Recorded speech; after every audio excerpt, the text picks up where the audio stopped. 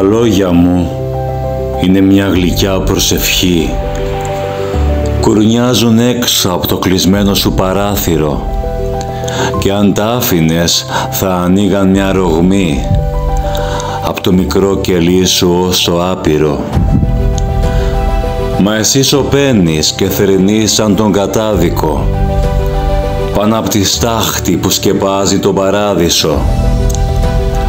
Πάνω απ' τη στάχτη. Βάλε φωτιά σε ό,τι σε καίει, σε ό,τι σου τρώει την ψυχή.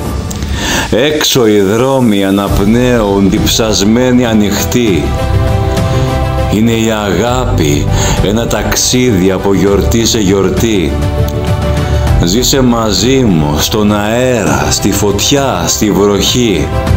Μας περιμένουν άδειες μέρες, ραγισμένοι ουρανοί. Είναι η αγάπη ένα ταξίδι από πληγή σε πληγή.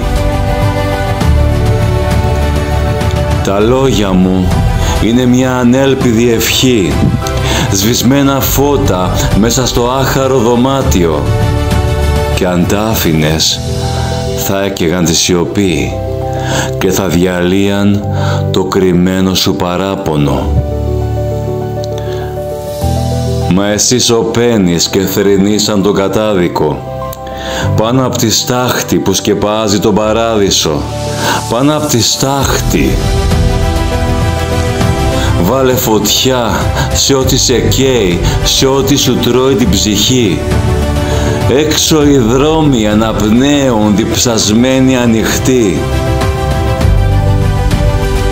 Βάλε φωτιά σε ό,τι σε καίει, σε ό,τι σου τρώει την ψυχή.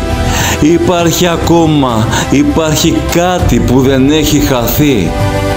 Είναι η αγάπη ένα ταξίδι από γιορτή σε γιορτή. Ζήσε μαζί μου στον αέρα, στη φωτιά, στη βροχή. Μας περιμένουν άδειες μέρες, ραγισμένοι ουρανοί. Είναι η αγάπη ένα ταξίδι από πληγή σε πληγή.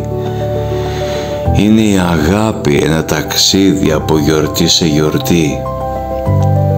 Είναι η αγάπη ένα ταξίδι από πληγή σε πληγή.